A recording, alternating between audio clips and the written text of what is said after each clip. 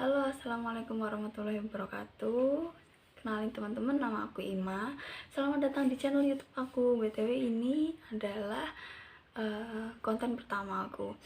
Sesuai sama thumbnailnya, aku hari ini mau cerita gimana bisa aku ketipu online dengan jumlah uang yang cukup gede. Nah, jadi gini, itu sebenarnya bukan belanja online sih, tapi kayak kulakan gitu. Kulakan, dan kulakannya itu secara online gitu loh. Aku nggak ke store-nya langsung. Kenapa kok aku nggak ke store-nya langsung? Karena emang itu kan waktu itu masa pandemik ya, jadi aku nggak berani kemana-mana. Bener-bener Surabaya tuh zona merah gitu. TW aku dulu itu masih di Surabaya ya. Terus habis itu eh, aku searching kan, cari konveksi gitu. Nah, aku nemu di Facebook. Sebelumnya mohon maaf banget, bukan maksud untuk menjatuhkan platform atau apa, tapi banyak banget di Facebook itu kayak akun-akun fake yang dia tuh motifnya tuh kayak jualan gitu, tapi sebenarnya bukan jualan. Nipu itu tadi. Nah, BTW, karena aku itu butuh kan, jadi waktu itu kan aku kan sempat kerja, terus habis itu kan keluar. Nah, aku bingung mau ngapain, terus sama suami aku dicariin kegiatan, kasih modal buat aku jualan. Karena kan jualan online kayaknya tuh enak gitu, maksudnya aku nggak perlu untuk kerja terlalu yang diforsir gitu kan, terus juga kan nggak ikut orang, jadi lebih agak santai, terus juga di rumah aja. Nah, itu waktu itu aku tuh pertama kali jualan itu Juni akhir, Juli apa Juni ya, Juli kalau nggak salah, Juli akhir gitu. Iya, Juli akhir gitu. Aku juga sedikit lupa ya. Juli akhir itu aku cari ini kan, cari konveksi buat, kebetulan aku nyarinya itu jualannya tuh niatnya tuh jualan daster gitu. Aku cari ketemu, terus akhirnya tuh ada yang nge-DM aku via Facebook itu, bilang di sini aja bun, di tempatnya ibu ini gini gitu.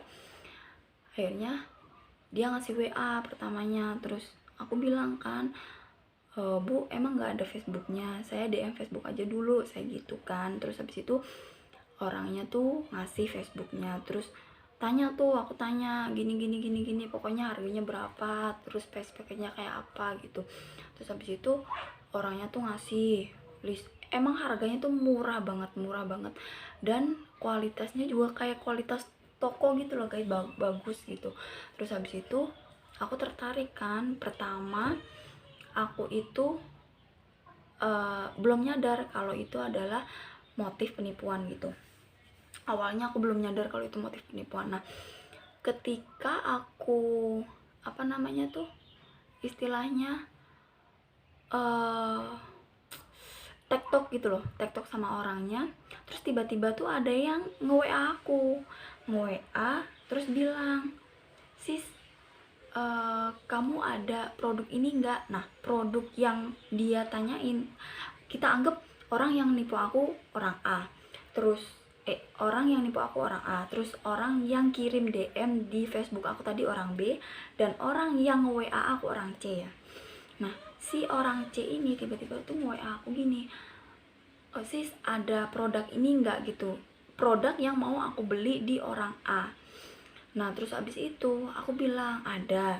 Dia tuh langsung, yang orang C itu bilang 100 piece ada nggak sih, gini gitu. Terus aku kan kaget, hah, banyak banget.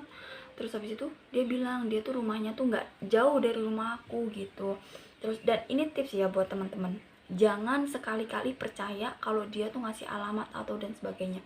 Karena fix kalau misalkan dia itu beneran, maksudnya beneran real penjual gitu ya, misalkan kalau deket kayak gitu, usahain ya, namanya kita jualan ya, kita kan juga nggak boleh kayak berburuk sangka gitu kan sama orang. Jadi usahain kalau emang mereka itu deket dan ordernya itu bisa dijangkau gitu istilahnya, mereka tuh suruh bayar dulu aja ke kita gitu loh. Dan jangan mau sekali-kali itu kalau kalian jualan online, apalagi pertama kali, kalian yang nombokin dulu. Maksudnya tuh kayak kalau kalian nggak bener-bener kenal ya sama orangnya, kayak kalian yang nombokin tuh apa sih istilahnya, kalian yang nalangin dulu, nalangin orangnya. Ntar kalau barangnya udah dateng, orangnya bayar ke kalian gitu. Jangan apalagi nanti kalau dikirimnya tuh ke alamat orangnya, tuh jangan sampai kayak gitu. Soalnya apa, aku ngalamin sendiri barang yang kita kirim ketika aku kan lumayan lama ya, lumayan cukup lama jualan online kayak gini. Dari SMA aku udah jualan online, tapi kayak putus nyambung gitu, nggak terus-terusan aku jualan online, nggak. Nah, pengalaman aku ketika aku nalangin mereka itu, mereka nggak langsung bayar gitu loh. Dan aku kan orangnya nggak enakan ya, kalau seumpama aku nagih gitu kayak kaku gitu loh, kayak ya ampun masa duit segitu ditagih, tapi kan gue butuh gitu. Tapi kalau nggak ditagih itu kan juga hak aku gitu maksudnya. Nah, pengalaman aja buat teman-teman, jadi jangan sampai kalian itu nombokin gitu loh. Kalau emang orangnya niat beli ya udah, kecuali kalian open PO ya. Dan sistem aku pun, kalaupun aku open PO itu harus ada tanda jadi fee-nya itu minimal 70%. Karena apa, terus terang aku ngambil untung kan gak banyak ya dari dagangan aku. Nah, kalau 70% itu minimal separuh dari harga bakal yang aku jual ini udah ke backup gitu loh. Sekalipun aku nantinya mereka itu nggak ngelunasin atau nggak ngasih uang ke aku, minimal separuhnya itu aku dapet gitu loh dari mereka. Nah, terus balik lagi ya ke ceritanya. Itu nggak lama kan si C kan mau order ke aku dari barang yang si A itu tadi. Nah, aku tuh nggak belum ngeh gitu loh, belum ngeh kalau itu adalah suatu modus penipuan. Di situ aku pertama transfer 900.000 ya, 900.000. Terus dia tuh ngirim foto paketnya gitu, kirim. Terus habis itu malamnya ada orang nge-DM aku, nge-WA. Pertama tuh nge-DM aku, tanya, "Sis, apa bener ini yang di Sidoarjo jualan piyama gini gitu?" Terus aku bilang, "Oh iya sis," gitu kan. Nah, namanya itu sama kayak nama yang si C nge-WA aku itu.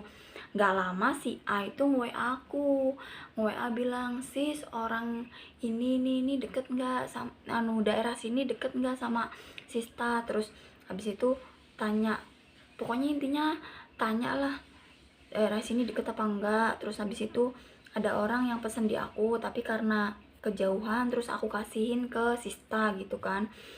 Itu dia tuh manggilnya tuh Bunda sih, bukan Sista. Terus habis itu dia bilang saya kasihin ke Bunda gitu. Terus pokoknya intinya dia mau order lagi gitu. Nah, itu jumlahnya tuh cukup banyak, 100 pitch. Dan total tagihan aku ke si A ini, bakalnya si A ini kisaran 3 juta berapa gitu. Nah, aku lupa. Dia itu si A, jadi kan aku kan bilang, tapi si C ini belum transfer ke aku bilang gitu kan. Soalnya si C ini kan namanya orang jualan ya kan butuh modal ya kan. Nah, dia itu aku suruh transfer, dia tuh bilangnya tuh ini, "Nanti aja sis, kalau udah nyampe pasti aku lunasin langsung," dia bilang gitu. Terus habis dia bilang kayak gitu, akhirnya aku orderin kan itu 900.000. Nah, anehnya ini kayak orang kena kayak orang kena gendam gitu loh. Kayak orang kena gendam. Nah jadi aku tuh istilahnya itu orangnya bilang ya udah, si A tuh bilang ya udah sis nggak apa-apa, separuh aja dulu, nanti kalau orangnya udah bayar separuhnya lagi diiniin, yang penting sis, yang penting bunda bisa amanah gini gini gini. Ya udah kan aku transfer 900.000. Terus besok malamnya itu si C ini tuh bilang, jadi kayak ngomong, intinya itu mau order lagi dengan jumlah segitu, dan kalau udah barangnya itu nyampe nanti itu kita nanti kita lunasin semua gitu. Akhirnya paginya tuh aku mau transfer kan, suami aku tuh curiga. Jadi suami aku tuh bilang gini, kok orang onlinean, maksudnya dia itu jualan tapi kok boleh diiniin cuma separuh, dibayarnya cuma separuh dulu kalau kita bayar, kalau kita nggak bayar kok orangnya nggak mikir sampai ke situ ya gitu. Aku tuh bilang ya dia orang baik, pokoknya intinya kayak orang kegendam gitu.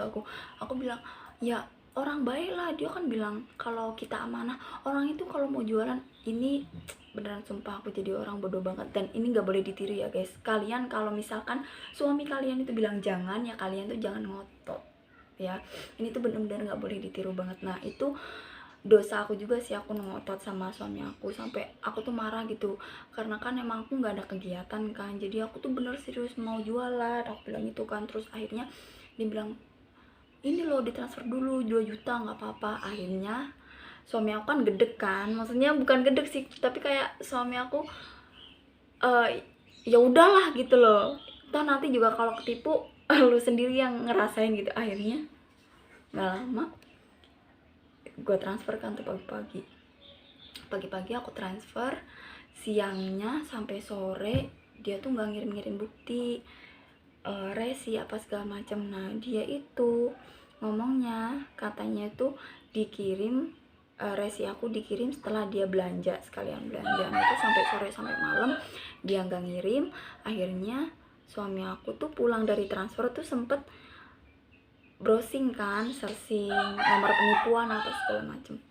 Akhirnya dia browsing, ada nomornya dia tuh di Facebook juga, kalau dia tuh nipu orang 1 juta berapa gitu. Nah total aku kan 2.900.000 ya. Terus habis itu panik dong, aku di situ panik, tapi aku nggak mau kelihatan panik, mana itu gaji aku terakhir kan. Terus habis itu panik, aku bilang udah deh kamu jangan malah kayak gitu, malah nambah-nambahin aku puyeng, aku bilang gitu kan. Ini bener-bener ya guys, jangan ditiru dan jangan dilakuin di rumah, karena emang kalau suami kalian bilang jangan, ya udah ditiruin. Nah setelah kejadian itu suami gue bilang jangan, suami gue nggak ngebolehin, aku nggak pernah ngebangkang karena emang itu kualat sih beneran. Akhirnya gue nyadar kalau itu ketipu tuh selang 2 hari. Terus aku bilang kan, pokoknya intinya aku mau duit aku dibalikin, aku bilang gitu. Kalau kamu nggak ngebalikin nanti kita bakal lewat jalur hukum. Dan kalian tahu apa yang dia bilang? Dia bilang gini, ya udah silakan gak apa-apa lewat jalur hukum aja, dia bilang gitu. Dia nantangin gue guys. Aku kan orangnya kayak mudah banget tersulut emosi gitu, maksudnya mudah banget kepancing gitu. Akhirnya udah nggak lama sontak aku langsung bilang oh oke, ya udah kita langsung lapor ke polisi ya semuanya. Aku bawa bukti-buktinya, ini itu, aku sewa pengacara gini. Terus akhirnya dia bilang ya udah aku balikin tapi 1 juta dulu, dia bilang gitu guys. Ya mana mau sekarang kamu rugi 2.900.000 terus dibalikin 1 juta dulu, ya ogah kan. Aku bilang gak mau, aku transfer ke kamu tuh gak nyicil, aku bilang gitu. Aku tuh transfer ke kamu full, ngapain kamu balikinnya nyicil? Aku mau sore ini juga uang itu harus kamu transfer balik ke aku full, aku bilang gitu. Aku kirim itu nggak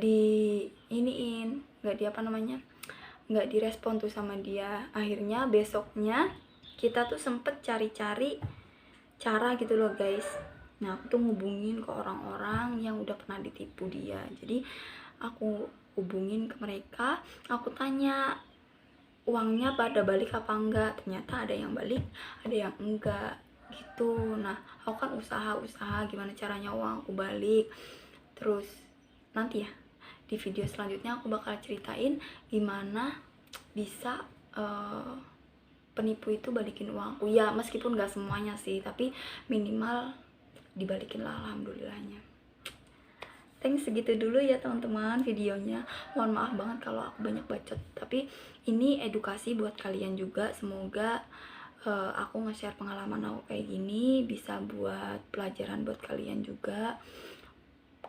Karena emang harus hati-hati banget untuk jualan maupun cari dagangan di online gitu. Saran aku sih, kalian itu kalau emang punya banyak waktu luang ya kalian beli ke store-nya langsung. Misalkan di Solo ya kalian ke Solo nggak apa-apa, tinggal sekalian belanja, sekalian juga jalan-jalan gitu kan.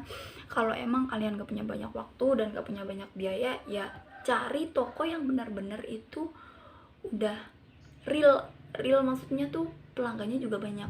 Dan aku saranin, ini sama sekali nggak di sponsorin ya, aku saranin yang mereka itu bener-bener platform belanja yang udah terpercaya. Ya kalian udah tau lah, aku nggak usah ngomong. Platform belanja yang terpercaya dan itu ratingnya udah bagus, terus juga komen positifnya banyak. Pokoknya intinya kayak gitulah. Jangan sekali-kali ambil dari Instagram maupun Facebook karena itu tuh banyak banget penipuan di situ.